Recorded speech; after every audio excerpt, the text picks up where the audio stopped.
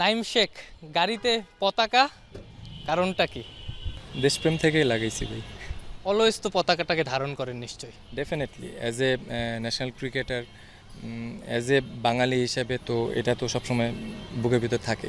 যখনই ন্যাশনাল টিমের হয়ে প্রত্যেকবার দেশের হয়ে যখনই ন্যাশনাল টিম যখন খেলে, আমি যখন ন্যাশনাল টিমে থাকি, যখন দাঁড়াই, এটা একদম ডিফারেন্ট ফিলিং। এটা কখনো কাউকে এক্সপ্লেন করে কখনো বোঝানো পসিবল না।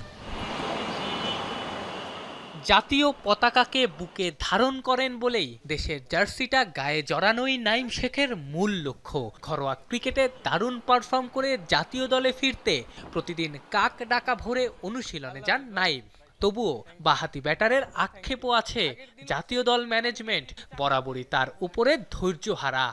6:30 বাসা থেকে বেরোই, এখানে আসতে যতটুকু 10 মিনিট, 12 মিনিট, 15 মিনিট যেই টাইমে লাগে, এরপরে এসে আমি স্টার্ট করি। সুযোগ যতটুকু পেয়েছি এটার জন্য কোনো আক্ষেপ নাই, কিন্তু রাইট প্লেসে যদি রাইট টাইমে পেতাম, আই গেস আমি ভালো কিছু করতে পারতাম। এবারের বিপিএলে সর্বোচ্চ 1,10,00,000 টাকায় চট্টগ্রাম রয়্যালসে খেলবেন নাইম। এত টাকায় বিক্রি হওয়ার চেয়েও নাইমের জন্য গর্বের, আগের আসরে যেখানে ছিলেন সি ক্যাটাগরির ক্রিকেটার, পারফর্ম করে এবার উঠেছেন এ গ্রেডে। লাস্ট ইয়ার কিন্তু আমি সি গ্রেডে ছিলাম, তো আমি কিন্তু 25 লাখের প্লেয়ার ছিলাম।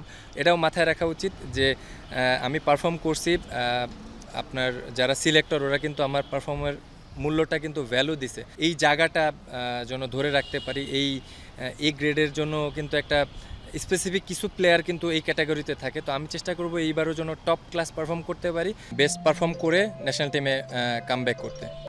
বিপিএলে পারফর্ম করে আবারও জাতীয় দলে কামব্যাক করতে চান নাইম শেখ। আফনান পিয়াল, যমুনা স্পোর্টস, ঢাকা।